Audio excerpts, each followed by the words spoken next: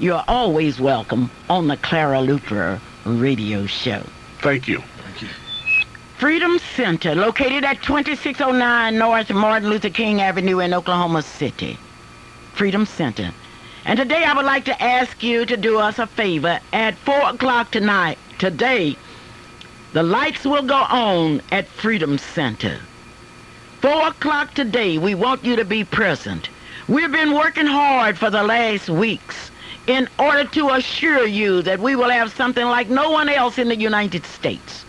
We told you that we would have a freedom wall where you would see 246 stones that will represent 246 years of slavery. We told you that you would see 99 stones that would represent 99 years of legalized segregation. We told you that there would be a monument to men and women that have fought. We also promised you that on each one of these stones it would tell a story. For example, in 1914, you will see that the Phi Beta Sigma fraternity was founded. We told you about these stones, and now today we would like for you to go by and we'd like for you to feel the stones, the roughness of stones, so you can feel the roughness of what black people have been through with. And during this time, we have worked hard. And I want you to know that last week, Mrs. Nancy Davis took the lead again. Last week, Nancy Davis. And Nancy? Yes, Mrs. Luper. Tell me about last week. I was not at the meeting, but I want to hear about it because I know that on last Sunday you turned in over $300 and then you came back and turned in $40 and you beat everybody. Congratulations, Nancy. Tell me how you did it. Well, I did it because I attended the Church of Reverend Parker at St. James Baptist Church. I told Reverend Parker that I would be there at the church, and he gave me the opportunity to speak about Freedom Center, the fine work that we are doing with the young people, and how we are trying to build the blocks there, which is history, and the big monument with the lights on it. And he gave me his support, and of course he's been giving us his support, and the church gave me their support. Do you know he had 2 of the deacons to take up collection at the end of the church service? And it was just beautiful when I saw Mr. Corey Anderson. This is the Papa Anderson, the oldest man in the Anderson family at the church, came by and gave me $5, and Ori and Anna Mae Anderson, $20, Edward and Katrina Anderson, $25, Cornelius and Rosina Anderson. Do you know this is a church where lots of Andersons go? They gave me $25. Twiggy Payne came up and said, "Here, cuz, here's $20. And Charles Frazier, $5. Elder Edwards, $2. Margie Love gave me $5. Vivian Jones, $1. Rita Dixon, $2. Otis Delps, $5. And girl, I had all of this plus the money that was in the basket. And it was just beautiful how Mr. Sutton sent $25 the next day, and Willa English sent me $10, and there I had $5 from several other people. Oh, Mrs. Luper, I just came up at $40 the next day because of Brother Sutton and Willa English. And I'm telling you, I was just really proud of the fact that I was able to beat everybody, and that Reverend Parker, our brother, he even introduced me as being the best teacher in the United States. He said, "Oh, I can't do that. I forgot about Clara Luper because she's one of the best." I'll say that Nancy Davis is one of the best teachers in the United States. So, you know, I felt real proud of that. But I felt proud when I went to the tea and I saw my good Plant and Garden Club sisters there, Mildred Brown, Gladys Elliott, who is a great promoter, and there was Leola Hannah there with me, pushing for Freedom Center for Nancy Davis. And I came on top, and it was all because of the goodness of God and the help of all of my Christian friends everywhere. So I'm going to challenge these other ministers and other people. Be sure to get your church to get in behind Freedom Center, because our children need to learn more about black history. They need to take part in the drama, the modeling, the speaking, self-awareness program we have going, and to learn more about our people who have done so much to open doors of freedom for us. Mrs. Luper, I'm real proud of Freedom Center, and I'm really proud of the progress. And here is Mrs. Letty Ruth Hunter. She is here, and she's going to tell you what she did. Oh, that table was something else that she had and Mrs. Matthews had at the Emancipation Proclamation tea. Here you are, Mrs. Hunter. Good morning, Mrs. Luper, and hello to your audience. How are you today? I am fine today, and I'm just listening at you all because I'm really proud of Mrs. Davis. Mrs. Hunter, you're still running behind. Right, I'm still running behind, but at least I'm ahead of Calvin. That's one thing. But now Calvin's got to tell Calvin, I'm sure he's out there, that I'm going to be ahead of Calvin. And then I'm ahead of a whole lot of people. You know, as of now, we have 1, 2, 3, 4 people that's really running ahead of all of the others. But I can't stop, Ms. Luper, because you never know when somebody may catch up, especially Maryland. You know, you can't ever depend on, you never can predict what Maryland is going to do. Maryland may come up there this Monday and outbeat all of us. You just never know about that Maryland hill. But nevertheless, we're having a wonderful time up at the Freedom Center, and it's looking good. As people used to say, that building is really looking good. And the building is looking good like a black man should look good. That's the way that building is looking good. So if you don't believe it, you ought to come up there and see it. And just yesterday, did you go see it yesterday? You see the walk that they put down around the monument yesterday? Boy, it is looking good. And we are on our way up. And we're going to do something this afternoon. Yes, at 4 o'clock, the lights will come on, and we are asking all of our friends to be present. The artwork there has been done by the Honorable Mr. Al. I call him Al all the time. But anyway, we want you to come up and look at the artwork by Alfred Coran. You all talking about who gave to you. Let me just give you a little taste of what Clara Luper got. Joyce Kimbrough, $5. Mrs. Johnson, $10. Velma Gassaway, $10. Reverend J.L. Jacobs, one of my students, $100. Abba Lucas, $1. Rosina M. Davis, $15. Raphael Cherry, $15. Dorothy Nelson, $10. Emma Upshaw, $2. Cheryl Rayford, $15. Elijah Morton, $5. Bertha Golson, $10. Mrs. E.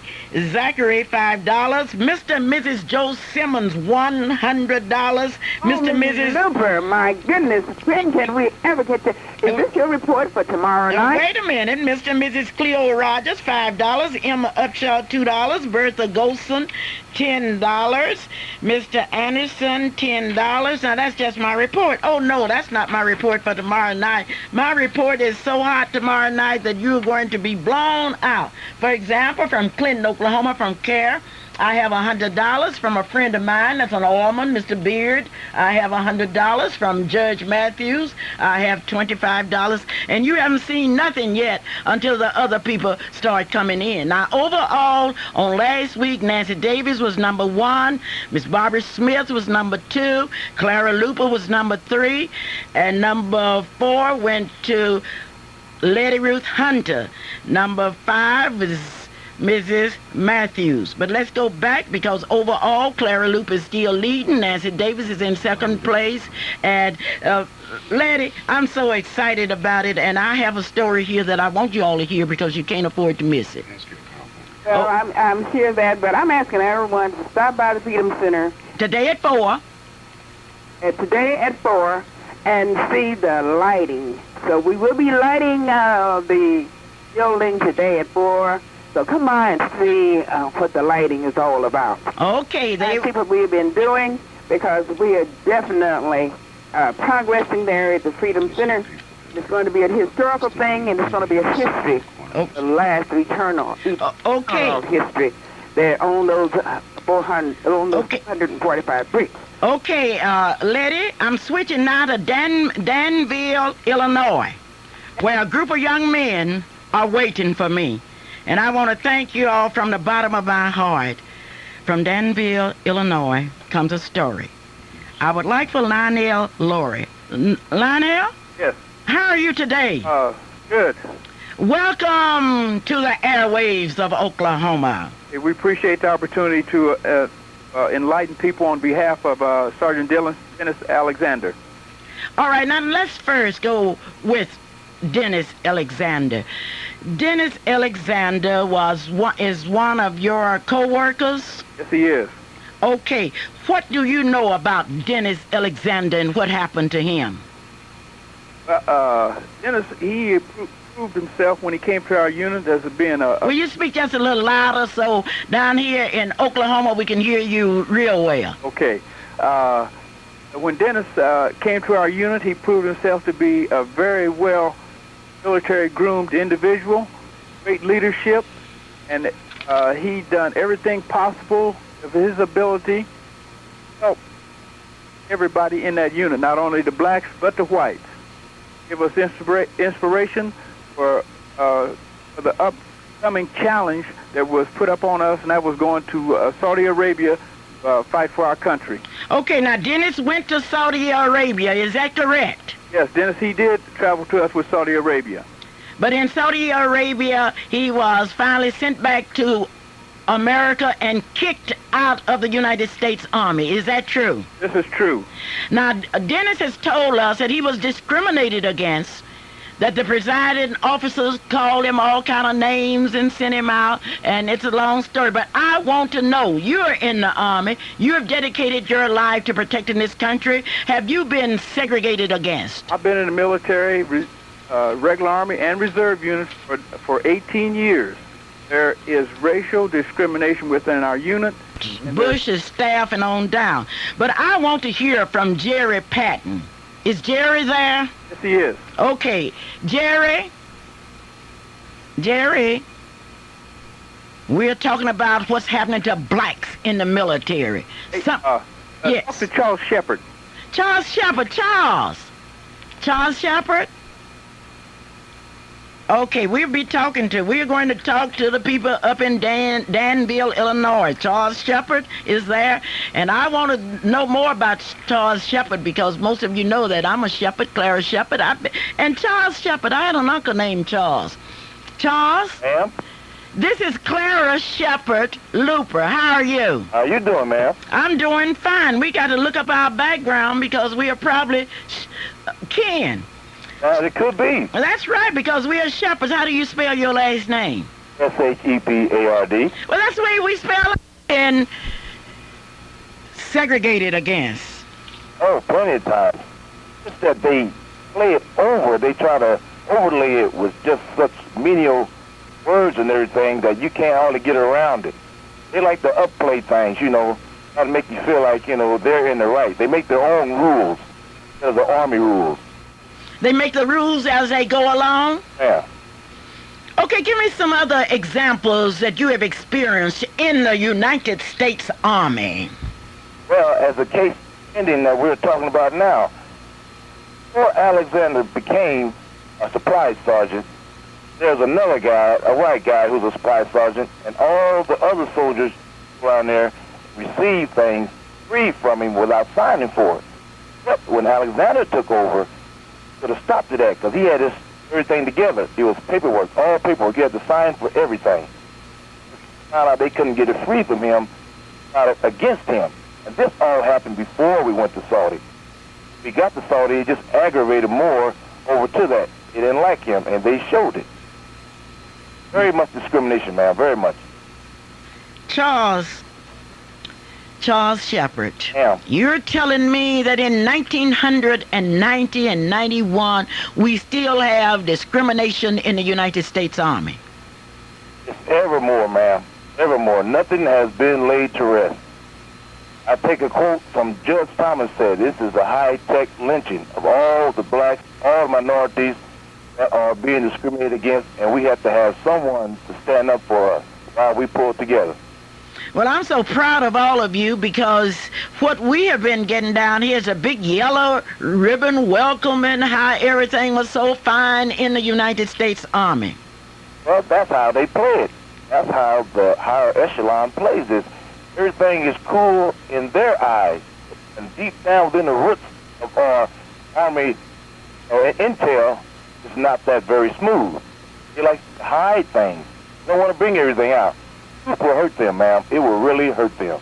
Now, Charles, you are part of the 387th Quartermaster Battalion. Yes, ma'am.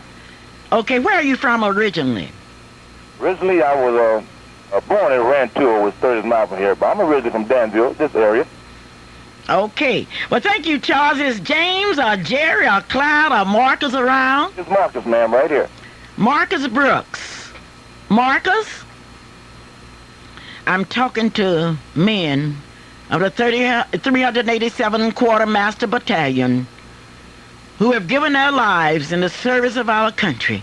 Yet in 1990 and 1991, they faced discrimination. And they are calling today to say to Dennis Alexander, we believe in you, and we are going to stand up and fight for you. Marcus? Yes, ma'am. Marcus Brooks, how long have you been in the Army? I've been in now, ma'am. I would talk a bit louder so we can get you down here in Oklahoma. I've been in the military now 5 years, ma'am. 5 years. Now, during these 5 years, were you in Saudi Arabia? Yes, ma'am.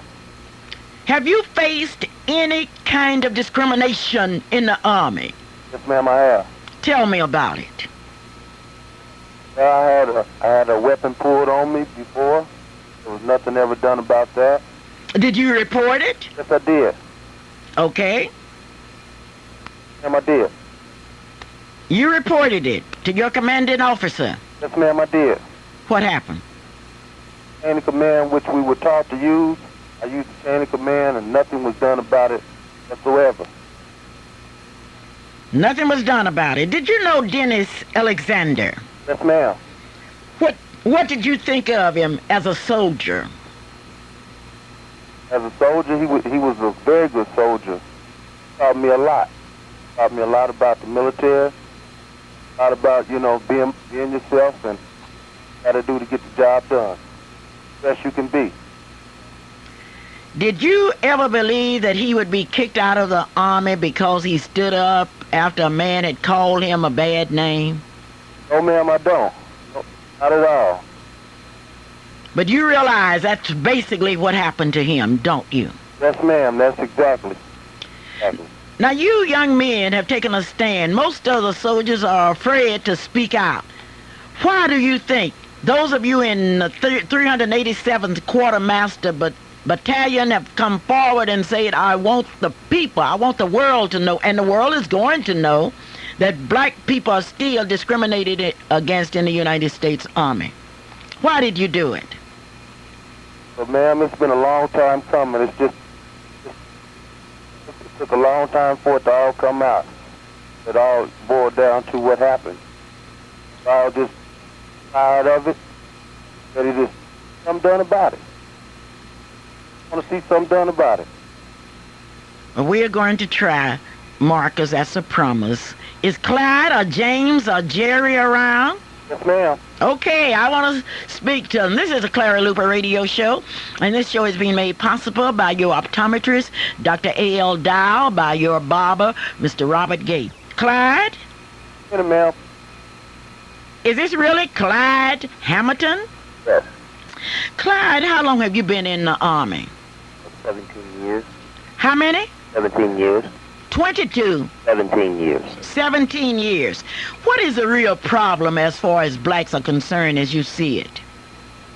That's it. I think they're kind of prejudiced. Talk a bit louder so we can hear you down here in Oklahoma. I think they're a little prejudiced against the blacks because of incentive to move up or try to help them in any way or try to sit down and talk to them to find out what the problem is or or try to help them. All right, now you've seen this in the United States Army. Huh? Clyde? Okay, we aren't coming through too clear, but we've got to. Clyde Hamilton? Yes, ma'am. Okay, you have seen it in the United States Army. Yes, ma'am. Give me a specific example of what you have seen. Okay, well, I'll use myself as an example. Okay? Uh, Just a little louder for me. well, it took me 10 years to make E6. I'm an E5. I was an E5, but it took me 10 years to make E6. The problem was, Sergeant Major, he had talked to certain people to stop me from getting promoted for that certain time period. It took you 10 years to make it.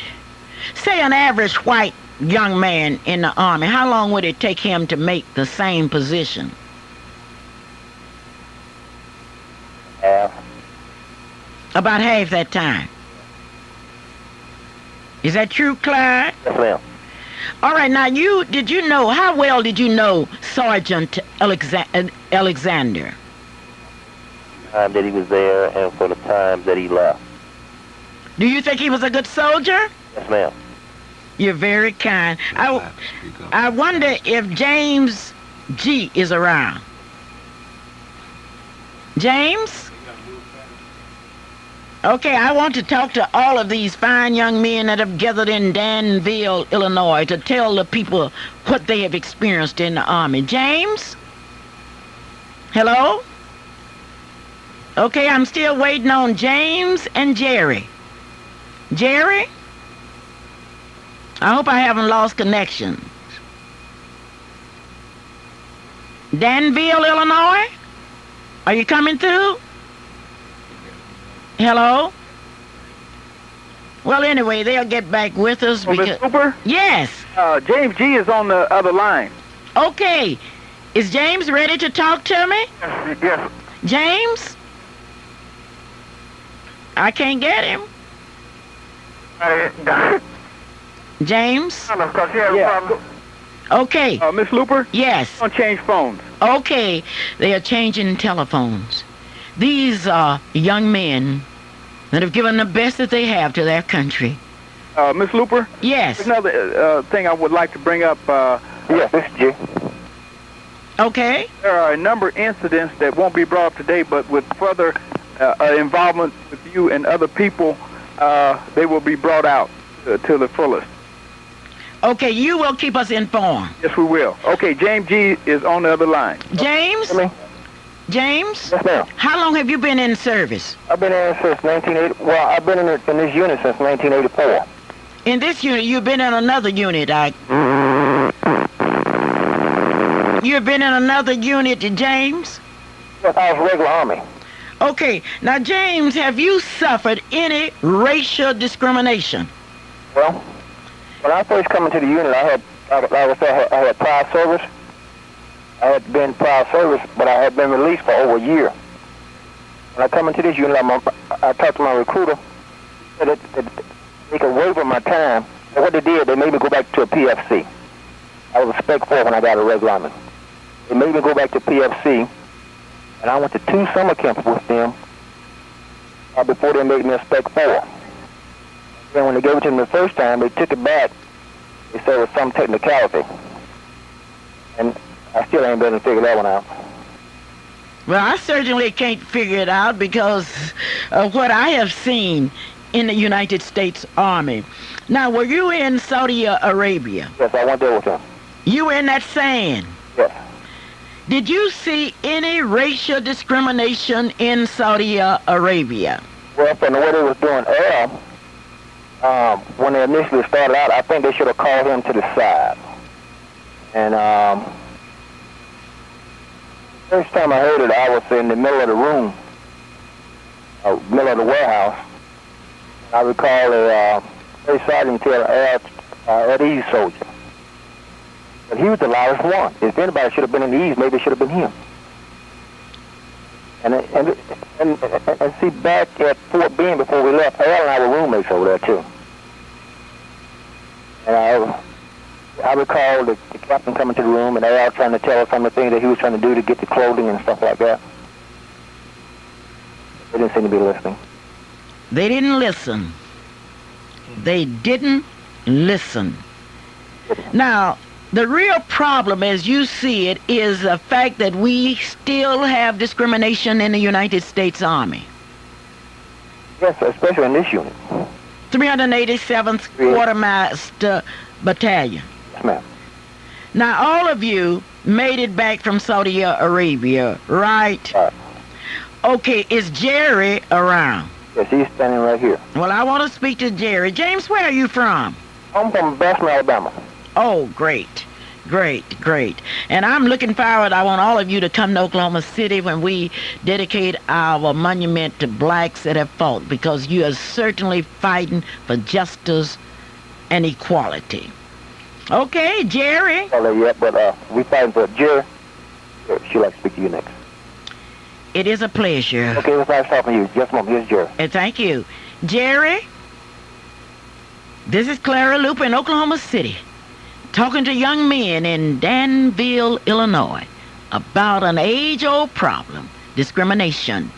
I was just reading a book by B. Steele that stated that George Washington would not allow blacks to serve in the Continental Army at the beginning. It was only after he thought that he might lose that 5,000 blacks were able to participate. All right. Jerry? Hello. How are you, Jerry? I'm doing just fine. How long have you been in the United States Army? 17 years. 17 years. Now, during these 17 years, have you faced any kind of discrimination? A lot of times. Give me some examples. Oh, I came in the unit. Talk a bit louder, so yell at me so we can hear you all over the state of Oklahoma. Oh, okay. When I came in the Army, I was probably on one of the first blacks there. Unit. And I was there, like all the time I've been there. I've seen a lot of things happen. I've seen things like pushed over for promotion. I've seen, like for us, Sergeant Hamilton, you just got through talking to him a few minutes ago. He used to work for me, and I've seen him pass over him many times. Passed over for promotion. And he had probably more time than anybody in there as an E5. But they passed him over every time. And, you know, I sat on promotion board, me and Sergeant Lowry, and we passed his record a long time ago, but decided not to promote him, you know. For some reason, they wouldn't do it.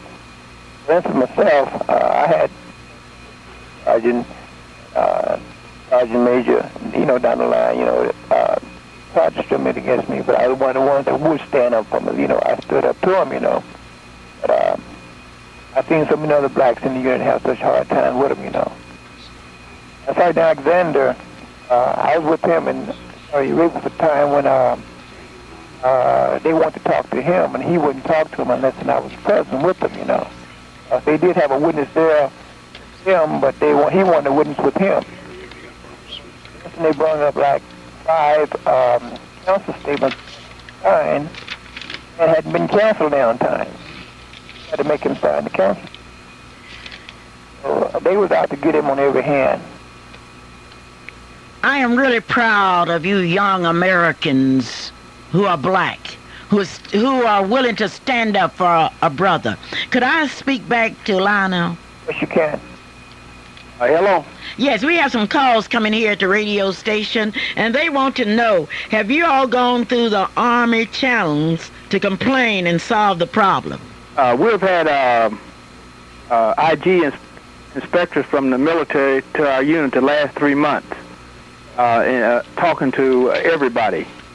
And this past Sunday, they were at our unit. And the colonel in charge, he spent a hour and a half talking to me because I'm one of the senior black NCOs in the unit, trying to convince me that there was just cases of prejudice that he could see. And I tried to explain to him prejudice is where it all begins. And then when it gets worse, that's when the racial discrimination comes in. We have a lot of cases of racial discrimination. People have been discriminated against many ways any way that you can name. This is the point that we're trying to bring across. We feel that this is our best opportunity because this individual was unlawfully put out of the military. You've been very kind this morning to bring to the people of the great state of Oklahoma news about the United States Army that we are financing. And I would like to thank you, and I want you to stay in contact with me. Okay, we will. We want you to hold on because there are some addresses and things that we want to get. We have a lot of telephone calls that are coming out here in Oklahoma. Okay. And we will soon have Dennis Alexander here with us. Thank you so very, very kindly. Okay, Yes? okay, I'll talk to your representative when he gets on the line. Okay, well, thank you. Okay, thank you. Well, today history has been made. You've heard from 6 young men, young black men from Danville, Illinois, who have stood up and said to the world, I've been discriminated against and I've seen it. Well, we have a lot of people that won't face facts. Ladies and gentlemen, Dennis will be with us in a minute. But as you know, we are part of the NACP. We are the NACP, and we need your support this evening at 4 o'clock. We want you to come by. I would be ashamed of myself if I were black and had not given a penny to NACP. Mr. Robert Gates, your barber, Oklahoma's barber that continue to make people beautiful. If you don't believe it, talk to some of the customers. Mrs. Barbara Smith? Hello? I'm trying to get in contact now with Miss Barbara Smith, who did a terrific job last week. And Barbara, if you're not on the line, be sure and call me back. I would like to, at this time, salute a young man that I admire so much. A young man who has paved the streets of opportunity. In July 1976, this young man became the first black police officer hired by Midwest City. 1981, he became the first black hired as an administrative assistant to a deputy director of administration in the Oklahoma Department of Corrections. In 1990, this young man became the first black CEO officer at the Oklahoma Corporation Commission, where they had 428 employees. January, news were made because he became the first black administrator hired by the Oklahoma Department of Tourism in the state of Oklahoma, and you have 1,100 plus employees. This young man is Thaddeus Johnson Jr. And Thaddeus, wherever you are today, I'm proud of you. From 1986, he served as the chief administrative officer of the Oklahoma Corporation Commission. He served. He did his job so well that no one else could do it better. He has received all kind of honors. And now he has the honor to step in a new role. We are proud of him. And I want all of you out there in radio land to realize what we have. Here's a young man that was educated at Langston University. Here's a young man that's a member of the Kappa Alpha Psi fraternity. Here's a young man that has participated and are in activities all over this country. Here's a young man that's a member of the State Alliance for Affirmative Action. Here's a young man that we need to put our arms around and tell him how proud we are. I've heard a lot of stuff about people saying, well, he has changed. And sure, he's changing. You would change too. Why can't you change? Money isn't everything. This young man's from Mississippi. His father owns over 100 acres of land. That young man doesn't have anything to worry about. If he want to change, that's his business. And I am proud of you. Thaddeus Johnson. Not only am I proud of you, I'm proud of your lovely wife and your children. And what I want you to know, I'm just coming out there just to see you sitting in that office because you are sitting where no other blacks have ever been. And now for the funeral and death announcements. Onita. And made it. Aren't you proud of him? I'm just bursting with pride. He's been married 16 years and has 3 children, very intelligent children, Tony, Jamie, and Brittany. Yes, that is Johnson Jr. We are proud of you and your family. And not only are we proud of the contributions that you have already made, but those that you will make. I want to tell you something, and I didn't know this beforehand, but Sterling Mitchell is now a minister, and I am so proud of him. He preached his first sermon on last Sunday at the St. Mary's CME, at Israel Chapel CME Church. And now for our sports, here's Kedrick Knox. She was on the line. Well, tell Barbara to call back. Well, we she have got 5 more minutes. We'll have it. We'll have it. Whenever. If No, I want to hear Barbara's report. Well, you have to deal with Barbara. No problem. Okay, then. We have been talking today about a real problem, and segregation is real. That's why I want you to go to Lamar's Beauty Salon. I want you to go to Lamar's Beauty Salon, and I want you to buy some supplies, because there are people that come into our neighborhood and take away from the black community, because there are many times. The address is what, Calvin? That address for Lamar Beauty Shop is in the 1600 block, Northeast 23rd here in Oklahoma City, on the great northeast side of Oklahoma City. Lamar's Beauty Supply, where they have, if they don't have it, they can go get it, and it's reasonable. Yes, it's here. We need your support of black businesses. Someone called and wanted to know who was on the monument. You come up this evening and I'll tell you, but I can tell you one thing: if you haven't given 1 penny on that monument, you have missed a wonderful opportunity, and I would be ashamed. I shouldn't have to beg you, and I'm not going to beg you, because that monument will be built by those people that believe. I'm so proud of the Oklahoma Historical Society, its executive director, Mr. Blake, who came out and said, I'm going to help you. I wonder why the blacks on that Black History Committee for the state didn't tell them about us. Well, now Mr. Blake knows, because we told him about it ourselves. I have with me, and I waited for the last minute to ask Alexander a question or two. This is Dennis Alexander, who's been with me out here today, and I wanted him to be here because I wanted him to hear what his friends that cared enough about here to say. Now, Alexander, I want to ask you point blankly, what kind of segregation did you face in Saudi Arabia? Ma'am, the problems that we face in Saudi Arabia is blatant racial discrimination. I fought in 2 wars, and I've been in the service close to 14 years. I fought in Panama, and I fought in Saudi Arabia. The problem is the world has to wake up to the fact that there is still racial discrimination within the United States Army. I was selected by the Department of the Army to go into a reserve unit to be an advisor and also a supply sergeant. When I arrived there, we had problems such as adultery.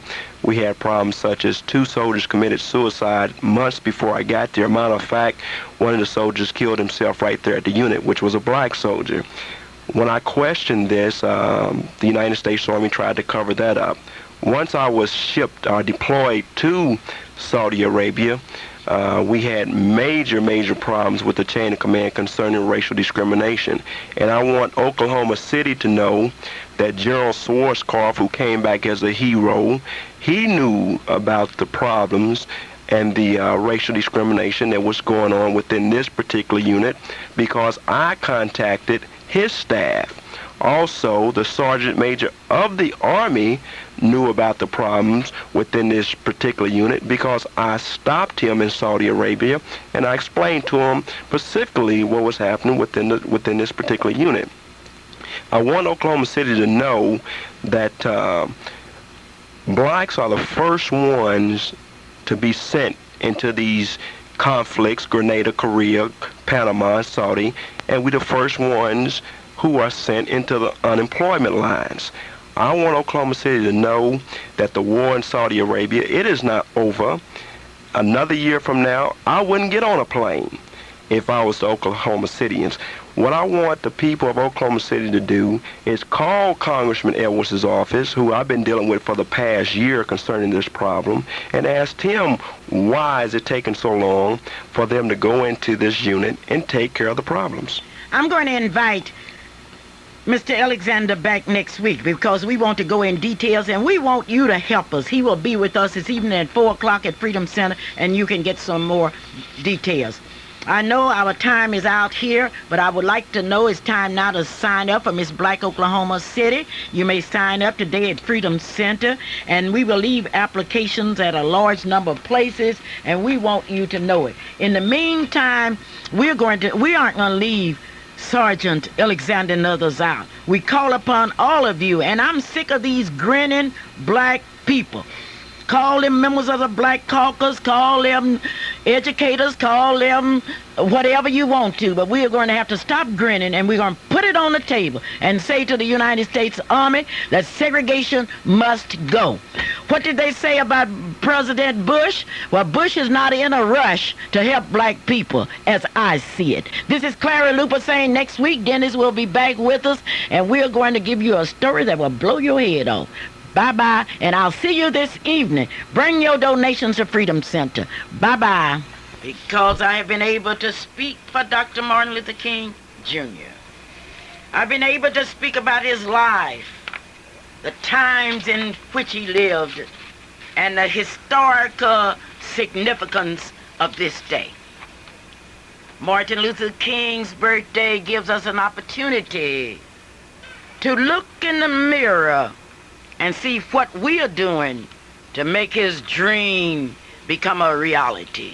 What are we doing? What can we do? What will we do? On last Monday night, I had the opportunity to speak for the Interracial Club in Enid, Oklahoma. Not only that, I had the opportunity to visit a monument that that city has put up in memory of Dr. Martin Luther King.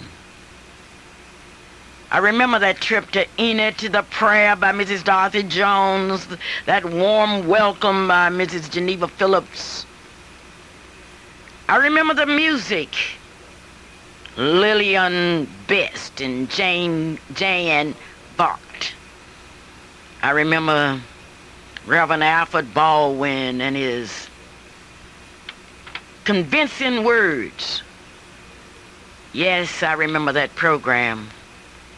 And I also remember the beautiful First Missionary Baptist Church and the arrangement of that utility room, or the all-purpose room. Thank you, Enid. I had the opportunity to stand with young people at the Horseman School. Saw a young man light a candle in memory of Dr. King. I saw young people stand with the words Martin Luther King and describe him, a caring man. I heard the words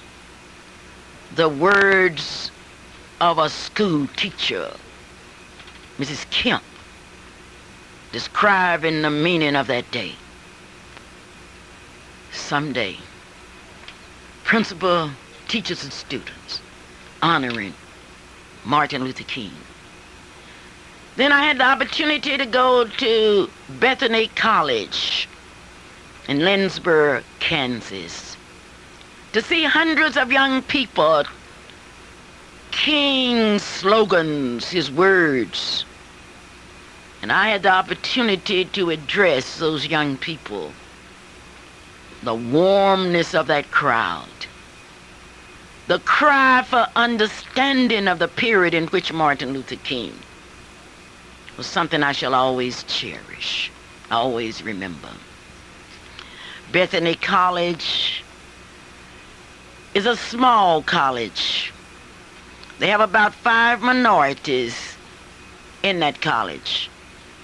One young man, Calvin, stands out as an outstanding leader, throwing away that old saying that if you're in a minority, you cannot integrate in a majority situation. Yes, it was quite an experience. I had the opportunity to go to OIC and there listen to young people that were determined to learn more about Martin Luther King. I remember the warmness of Miss Davis, Gail, her presentation and the melodious voice that she has. I remember the warm welcome by Shirley, the interpretation by the executive director, Mrs. Kelly. And I remember those young people. And I would like to salute the OIC. I had the opportunity this week to visit our own United States Post Office downtown. And there I stood with men and women of all races and colors as they listened to I Have a Dream by Martin Luther King. And then as they gave me the opportunity of all races and colors, as they listened to I Have a Dream by Martin Luther King, and then as they gave me the opportunity to speak about Martin Luther King and the times in which he lived. This morning, all over this country, our eyes are turned toward the dream. A dream. Old as the past yesterdays, but as new as our morning news.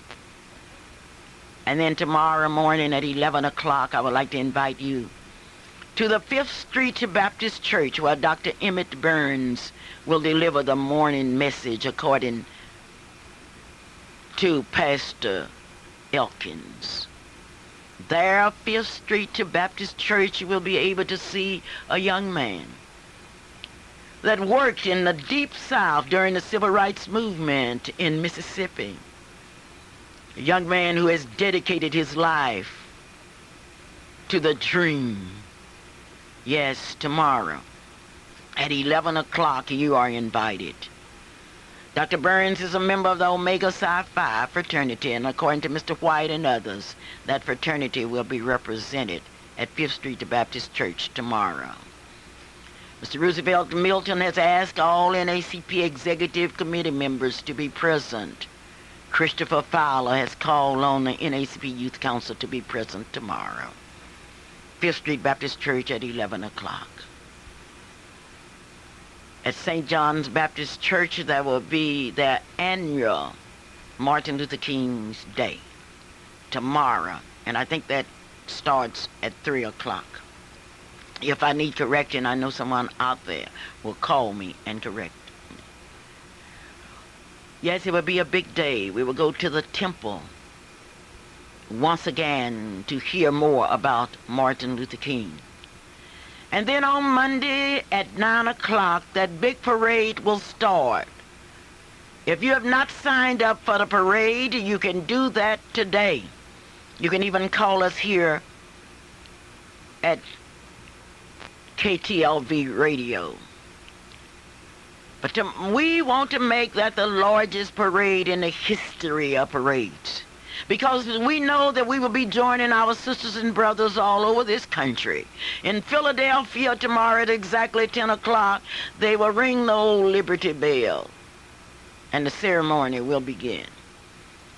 But tomorrow, all organizations, all churches are invited, all individuals, and Mr. Todd, we are expecting you and the motorcycle people. We are expecting bicycles. We are expecting a city to turn out on Monday in memory of Dr. Martin Luther King.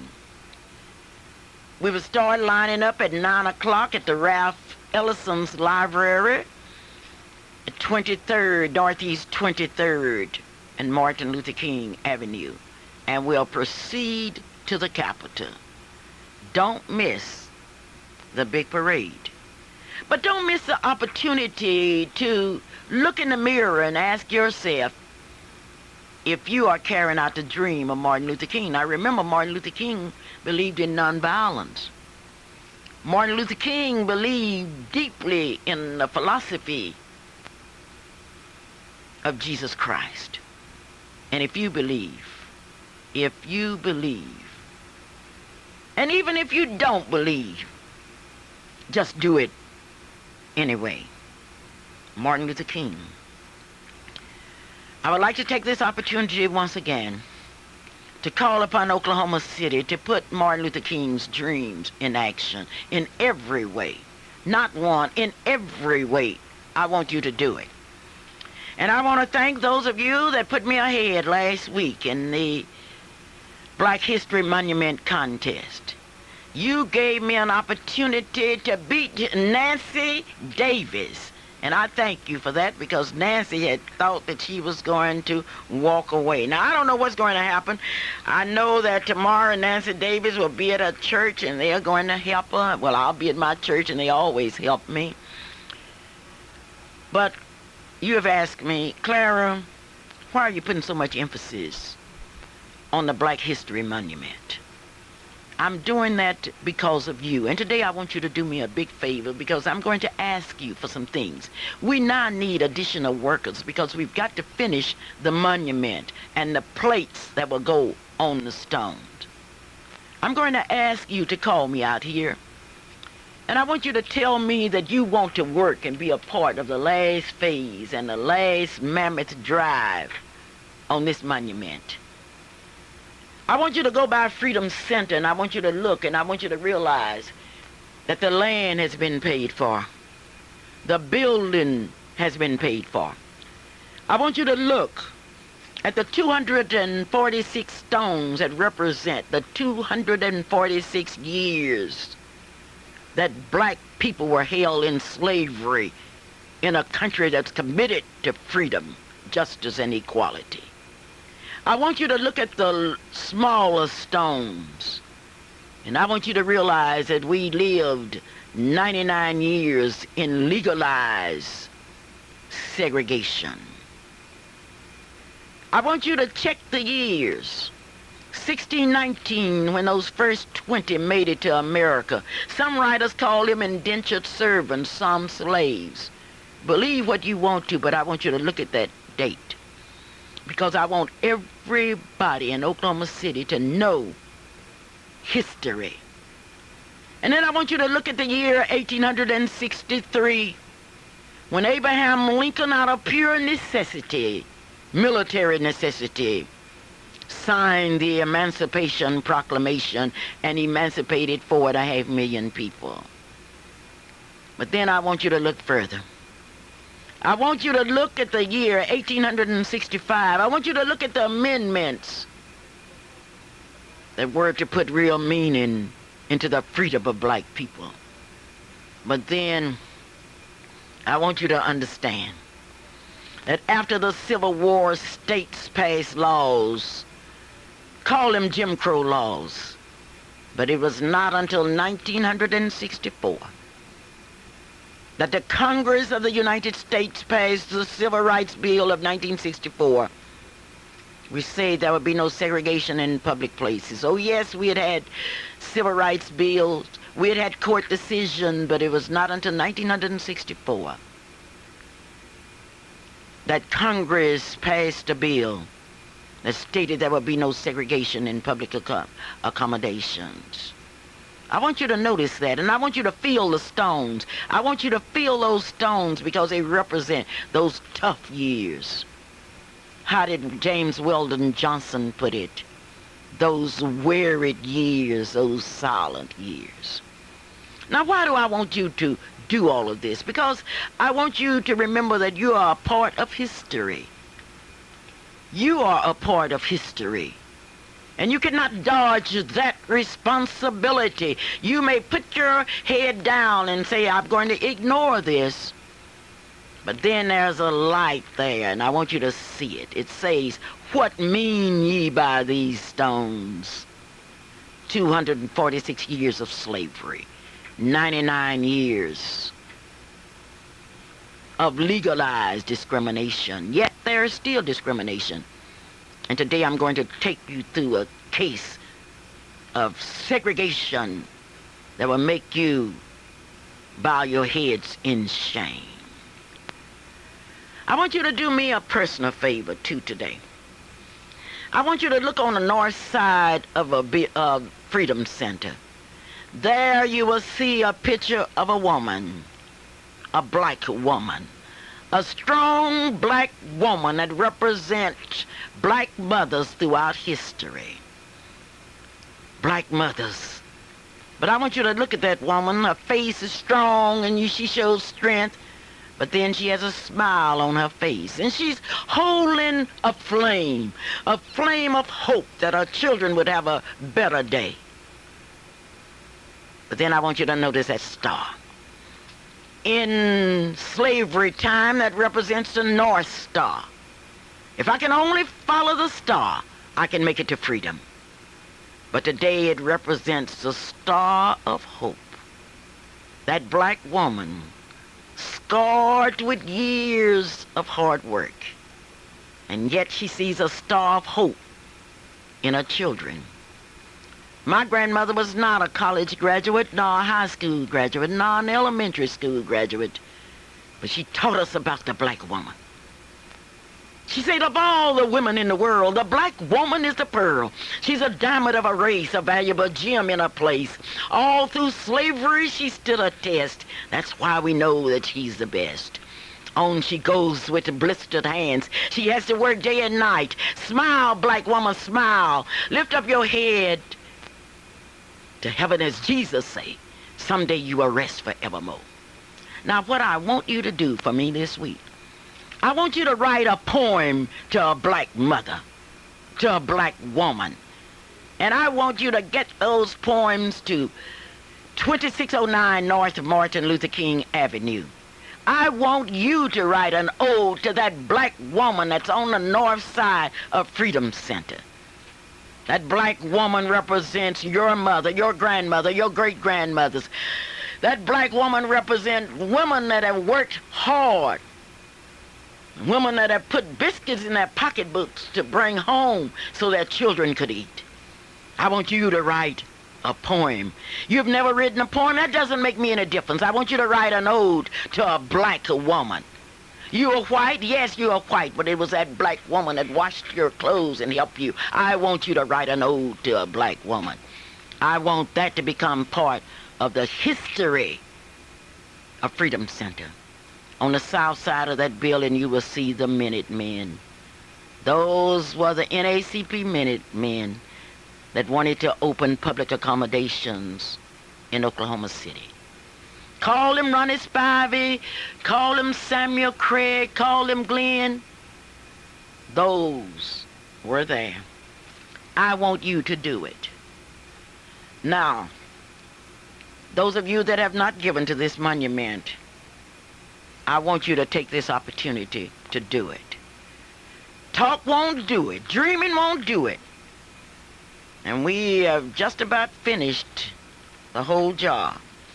And you're going to have some surprises. Let's hear from Nancy Davis. Nancy? Oh, there. How are you, Mrs. Luper?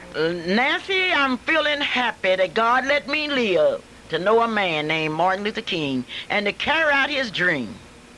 Yes, I am so happy. Mrs. Luper, had it not been for Dr. Martin Luther King and those who've gone before us, like Theodore Scipio and McLaurin and those people in here in Oklahoma, I would not have had the nerve to attend Oklahoma State University. Becoming the first black to attend OSU. Yes, and it was a struggle. I'll tell anybody that it was different because I had to sit in a classroom, I had to in the halls, and I had to listen because I was segregated for about a week and a half there at OSU before the students there asked the teacher if I could come in the classroom and be a part of them and forget about the state law of Oklahoma. It was really a tragedy how we were treated here in Oklahoma.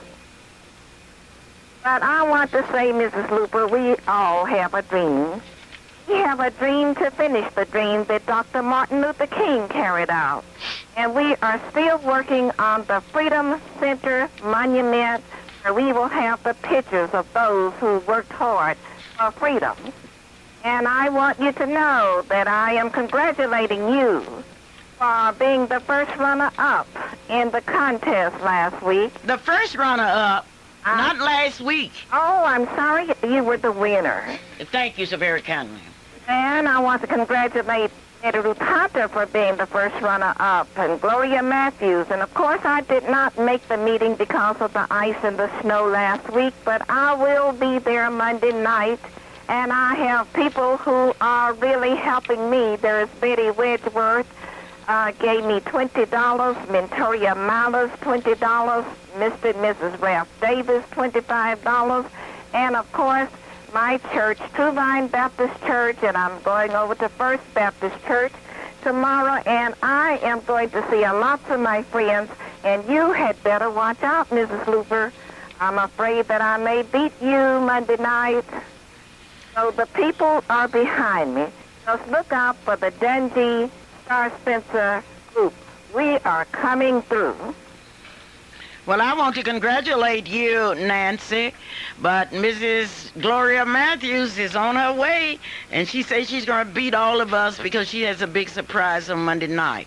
And I think I would like to thank you for that congratulations, because you know how I am. I want all of my flowers where I live. And incidentally, they gave me a dozen roses down at Horseman School. I've gotten flowers. You should see me. You should see the cards that I got from Enid. You should see the present that I got from OIC, and those people say I'm just waiting to help you. Nancy, I hate to tell you this, but I want I want you to know that there are a lot of people that love Clara Luper. And I would like to call today for those that hate Clara Luper to give me some money so you can be represented on that monument, and you can say, although I hate Clara Luper, I know that that woman that represents the mothers, I know that that monument represents our people. Well, I hope that they will give to the monument, because the monument is not for Clara Luper. It is for the blacks in Oklahoma. This monument represents people who have struggled for freedom, like Cecil Williams, Lillian Oliver, F.D. Moon, Doc Williams, Geneva Jolly Smith, Carol Eugene Woodson, and the list goes on and on with the presidents that we've had. And now, Mrs. Luper, I want you to know this week I was really happy to meet two wonderful young ladies who were lawyers. We're working with the NAACP, and they are Janelle Bird and Cheryl Gibbles. Giffel. These people are here, and they are lawyers, and these young lawyers like Opio Teray, and these young people that are carrying on like Vicki Miles, LaGrange. Oh, I'm just happy to see our young people carry on and continue to work with the political forces. And yes, but these young people must remember they didn't get there. It was a Mr. and Mrs. D.J. Diggs. It was an Era Holmes. It was a Roscoe Dungy. It was a McLaurin, and some of them forget. And you'd think that it started with them, but it's been a long struggle. Don't forget the black businessman Cecil Williams. Nancy, thank you, and I'll see you at Fifth Street Baptist Church. Oh, will you be there tomorrow? No, I will not be at Fifth Street Baptist Church. I will be attending True Vine Baptist Church in Spencer and First Baptist Church in Spencer, Oklahoma. These are my friends. These are my neighbors. And these people are going to help Nancy Davis beat Clara Luper Monday night. Watch out, Clara. You have to watch my team. Mr. Robert Gates of Gates Barbershop is on my team. I could go on because Ollie Dotson, my cousin, is on that team, and she doesn't like for her kinfolks to get beat. We have Mrs. Smith on the telephone. Mrs. Smith? Yes, good morning, Mrs. Luper. Oh, I'm fine this morning, and happy Martin Luther King's Day to you. Yes. Luper, we're just trying to help. Talk up just a bit so I can hear you. Martin Luther King alive, and we're working on that monument, and we're going to hurry and get that monument up so that everybody in Oklahoma City can be proud of that monument. And this morning I wanted to call in some of my supporters, because I'm very happy to report that I have money from Dr. Norma Cole, $10, Mr. Mims, $5. Okay, talk a bit louder so I can hear you, because I want my friends to hear you. Okay, Dr. Norma Cole, $10, Mr. Mims, $5, Chester Hawkins, $5, Jackie Barnes, $5, Raphia Fleming, $7, Verna Jackson, $5, Kim Fulkerson, $5, Cynthia Maroney, $5, $10. This is from my Capitol Hill supporters. Esther Jones and daughter, $10. Wallace, $10. Eugene Smith, $20. Derek Smith, $1. Cynthia Bennett, $5. Sonoria Adams, $5. Doris Mukes, $5. Greta Barber, $3. Linda Smith, $5. Deloria Henderson, $5. St. Luke Baptist Church, $54. Majestic Wonders, $200. IXL Sportsman Club, $10. Joyce King, $5. Mr. C. Murney, $5. Mrs. Murney, $5. Mary Haley, $10. Renetta Bennett, $10. Pearlie Miles, $10. Emmett Wisby, $40. And Audrey Baker, $10. Super, that's not the end. We're going to have more on Monday night. Why do you think this monument is so important? Because I think the monument represents all blacks. It represents the struggles that we have had since 1619. And we want our children and our grandchildren to be able to go by the Freedom Center and to be able to look at this monument years from now and know what we have done. And they will be able to go there, read the stones, look at the monument, and just have a history lesson right there at the Martin Luther Freedom. Mrs. Smith, I know you're going to cooperate with us, and I want you to bring to me a poem, an ode to mothers, an ode to black women. I want to see hundreds of poems come in, and the address is Post Office Box 11106 in Oklahoma City, Oklahoma. We'll do it, Mrs. Luper. Well, thank you, thank you, thank you. And speaking of thank you, Chauncey Shardina's Daycare Center has been newly decorated. I want you to see it. It's open from 6 a.m. to 6 p.m. every day. I want you to go by 1643 Northeast 50th Street. The telephone number is 424-4656. Now, if you don't live in that area, you don't want to go there, go to 2611 North Martin Luther King Avenue. Now, that's Chauncey Shardina's Daycare Center number 2. The telephone number is 427-5274. That's a question. Why go there? Because of the educational programs that are offered, because of the love and tender care that's given to young people, babies any age, and you want to go out for the evening, they have drop-ins at the price that you can afford. Once again, on Northeast 50th, that number is 424-4656. On Martin Luther King Avenue, it's 427-5274. You asked me, why is it a need for NACP? Well, I tell you why. Because even though the laws of segregation have been erased from our books, we still have segregation. So many of you have called me this week with tears in your eyes saying that you have lost your job. Many of you have resigned, and I'll tell you now, don't resign. Stay in there, let them fire you, and let them give a reason, and we'll have a case. But if you resign, you're tying our hands, and we cannot help you like we would like to. But we still have discrimination. But we also have appreciation, and I saw it last week as the Ebony Tribune saluted those Oklahomans that were carrying on the dream of Martin Luther King. And I would like to publicly thank the Ebony staff for what they did. It was a tremendous banquet, and I will be telling you more about that next week. But I want you to look at discrimination, 1991 and 92. And speaking of that, last week you heard some 7 young men that called me from Illinois, telling me about their experiences in the United States Army. And you wanted to know more about it, and you asked me to have Dennis Alexander, who was a victim of racial discrimination, to come here today and tell you his story. Dennis, I would like to welcome you to the Clara Luper radio show. Thank you, Miss Luper.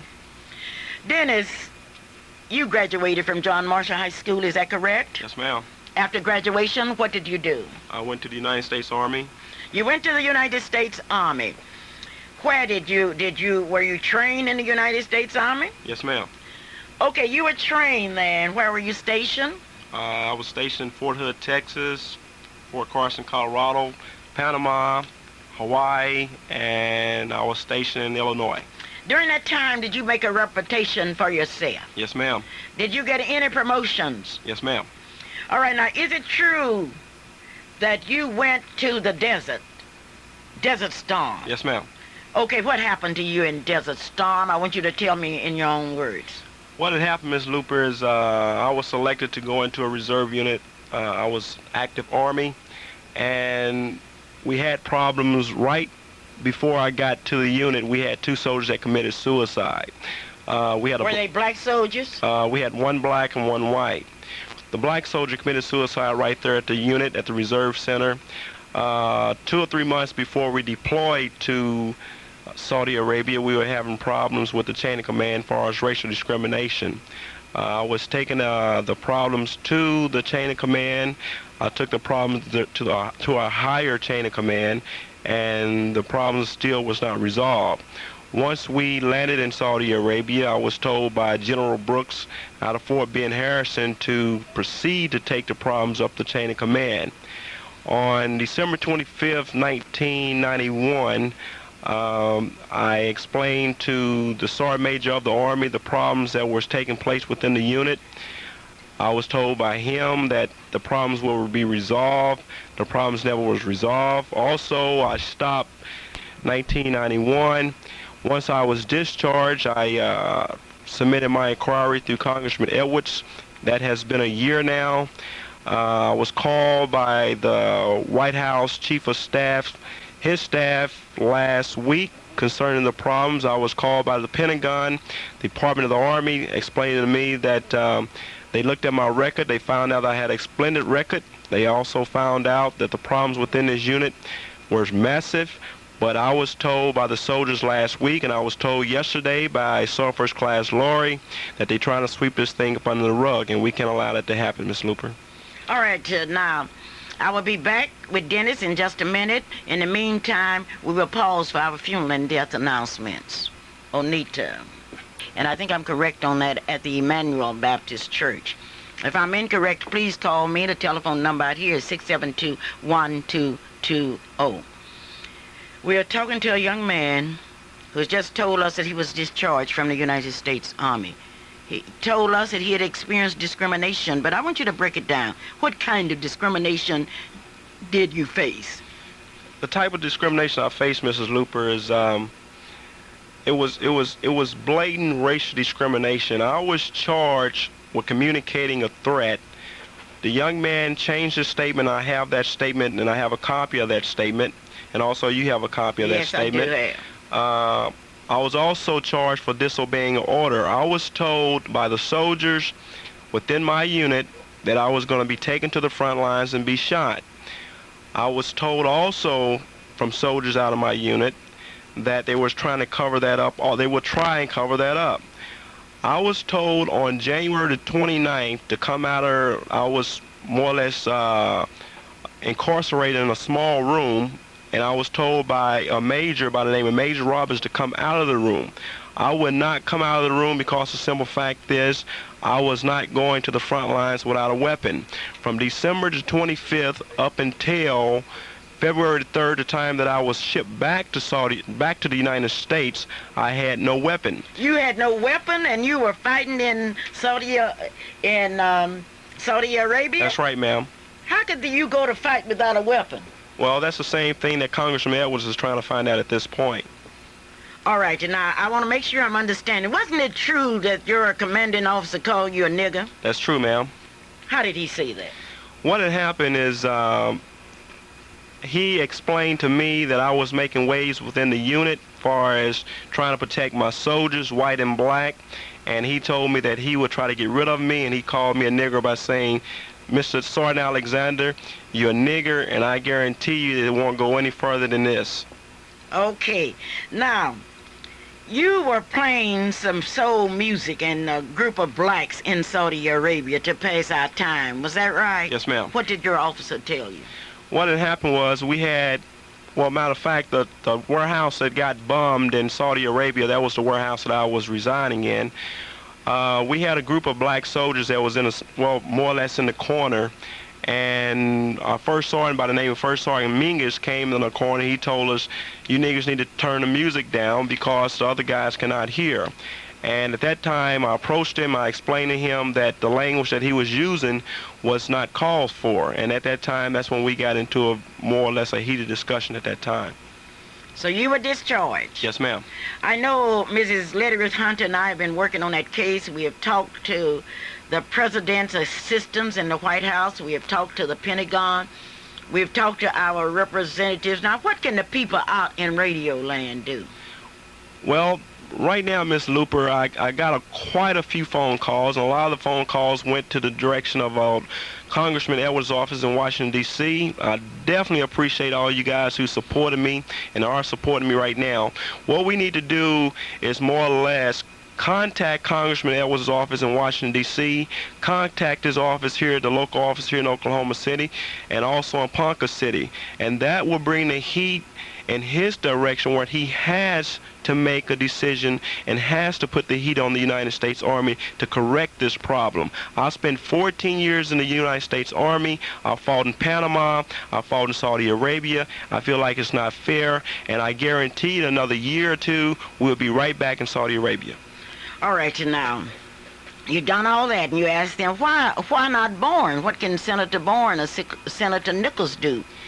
I have spoke to Mr. Willie Batson out of Senator Bourne's staff, and he explained to me that he wanted to Congressman Edwards' office to continue the inquiry until I am not satisfied. Once I'm not satisfied with Congressman Edwards' inquiry, Senator Bourne will get in charge. Well, I'm not satisfied with Representative Edwards. I think that this case should be looked into because last week we had 7 black soldiers out of Danville, Illinois, to tell us that they had experienced the same kind of discrimination. Yes, ma'am. We cannot expect this country to move ahead in every way, discriminating against the people that's fighting to keep the country. This is really disgraceful. Yes, ma'am. Okay, I would like to know now if there's anything else you would like to tell the people all over this state. Miss Luper, I would like to say today that we are celebrating Dr. Martin Luther King's birthday this weekend, and this coming Monday we having that march. I would like to say that we have, as people, we need to wake up. Discrimination is still alive and well. We also need to put pressure on our senators and our congressmen to make sure things like this do not happen. I explained to the Secretary of the Army that all it was racial discrimination in this small town in Illinois, and we need to stop it. We need to stop it. We must stop it. Thank you so very kindly. And how can anyone get in contact with you?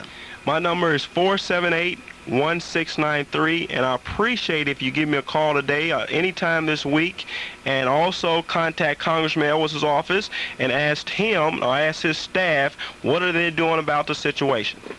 Thank you so very kindly. Thank you, Ms. Luper. The administrator and staff of Edwards Redeemer Nursing Center wish you a joyous Martin Luther King holiday. During this holiday, you will be able to get together with your families. And those at Edwards Redeemer would like for you to know that family life is important to us. We are a black-owned and operated business located on the Near East Side. Edwards Redeemer is a 106-bed facility staffed around the clock by licensed and caring personality. Our dietary department is headed by a team member that has 15 years experience. Dietary prepares healthy and appetizing meals daily and is also equipped to handle special diet needs.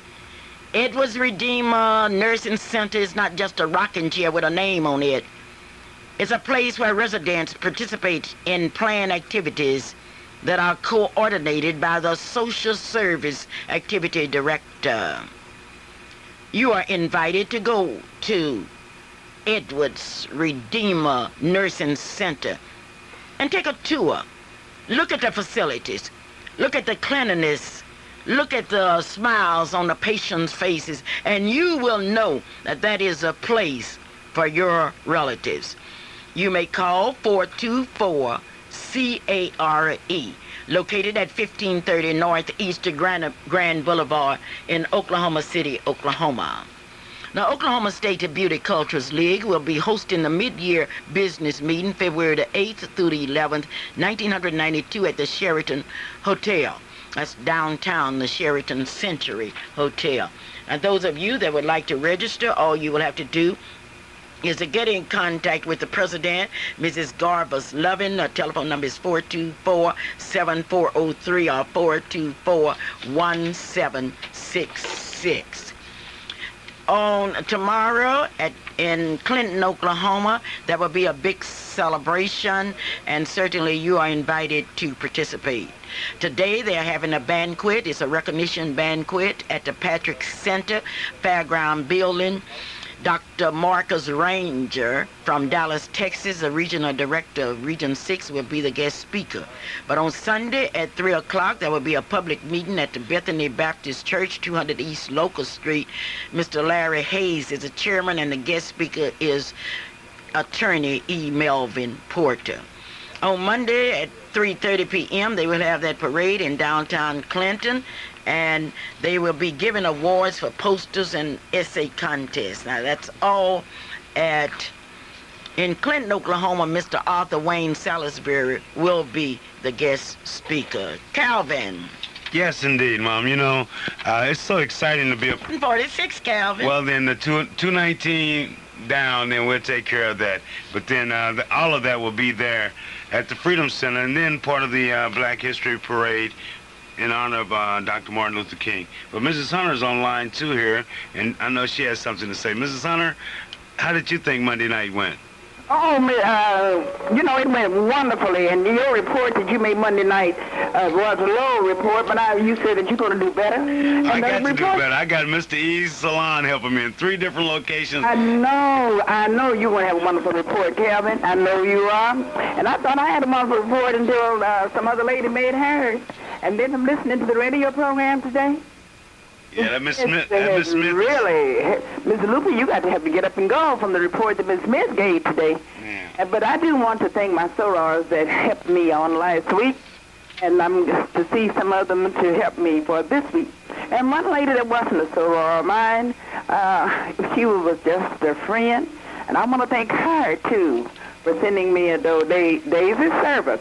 I want to thank Daisy for sending me the contributions for the monument, because we do feel that it is a wonderful cause, and it is something that not only we will see, but that our children and our children's children will go by there and look at the monument and read on the walls the history of and the heritage of the black, which tells them these are the people who built the bridges so that we could accomplish and get where we are today.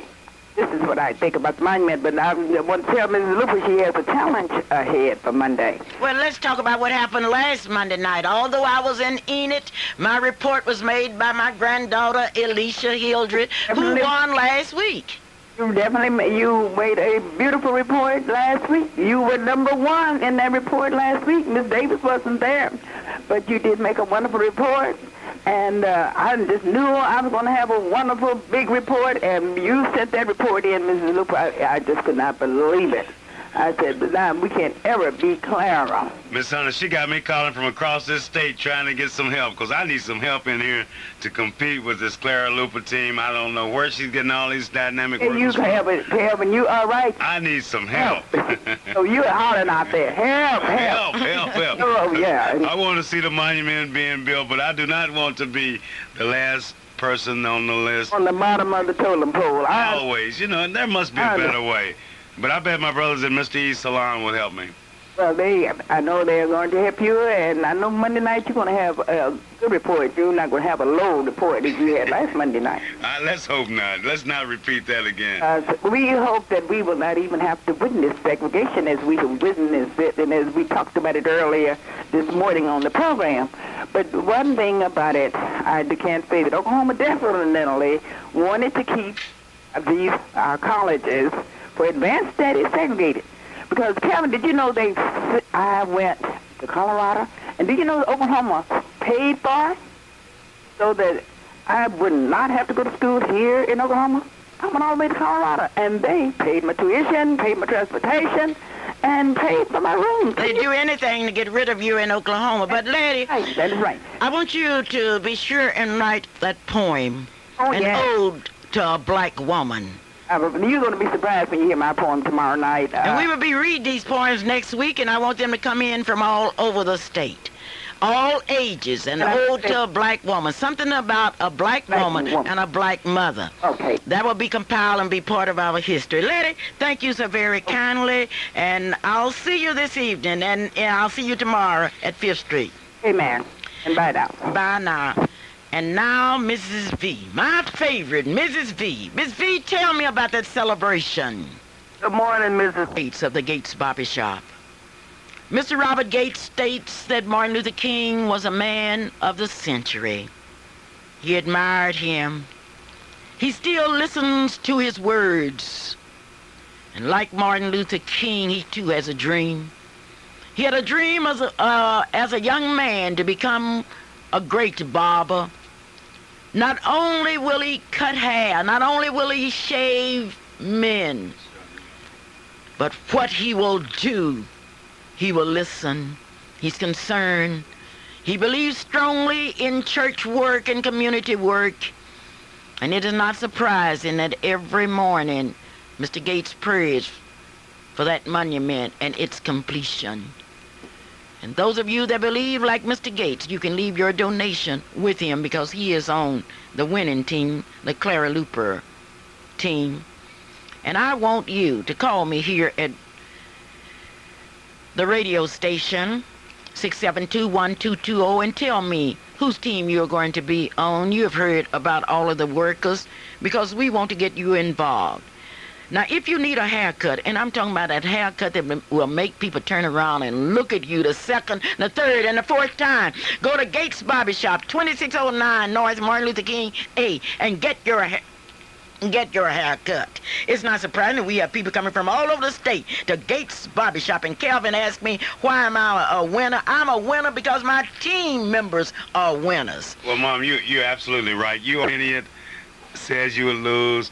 Mrs. Powell said you will lose. But then there are those of us who have worked hard. Mrs. Ford knows that you will lose. But then all of them realize that the winner eventually be, when the time finishes, when the monument, the eternal flame, or whatever it is that comes up there, which I'm certain we'll be telling them about here on KTLV, when it finishes, we know who the winner will be. And that will be that great Calvin Luper team. Thank you, Mr. E. Salon. I need your help. The Exotic Flowers, located at 3671 North Everett Street, would like for you to come by and select your flowers. You need these flowers for Valentine. Sir Charles Taylor is ready to make that suit, to make it just like you wanted it. Sir Charles Taylor, and do not forget that name. Dr. A.L. Dow is located at 934 Northeast 8th Street, and he is ready to take care of your eyes, 235-0536. Don't forget Dr. A.L. Dow. We are talking about the Black History Monument. I am asking you for your support. If every black church on Sunday would give a donation, not much, it could be $2 or $5, it doesn't make any difference, just since you're saying that I believe in preserving black history. Remember, in the whole United States, you don't have but 26 monuments for blacks. And in Oklahoma City, if you would just walk around and look at the statues for other people, you will realize how badly we need this particular monument.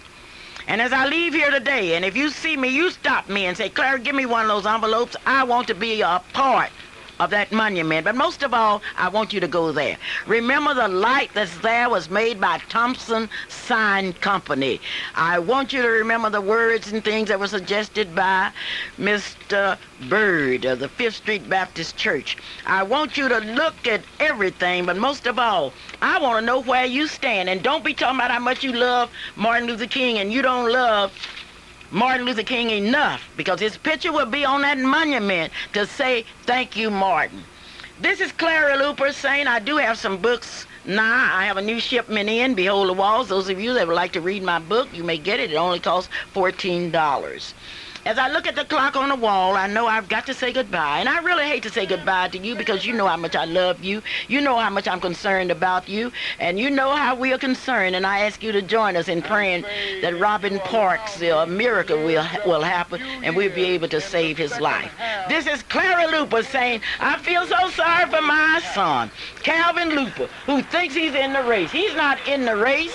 Calvin Luper's on the tail end. Calvin Luper. I want you to know that I got some calls in. I got some calls in from Moore, Oklahoma, a call in from Chickasha, Oklahoma, a call in from Shawnee, Oklahoma. But then they all are listening to the Clara Luper Radio Show. Thank you for listening to the Clara Luper Radio Show. And let's get ready to march in memory of Dr. King. This is Clara Luper saying goodbye, and let's go on to victory. Only when it is dark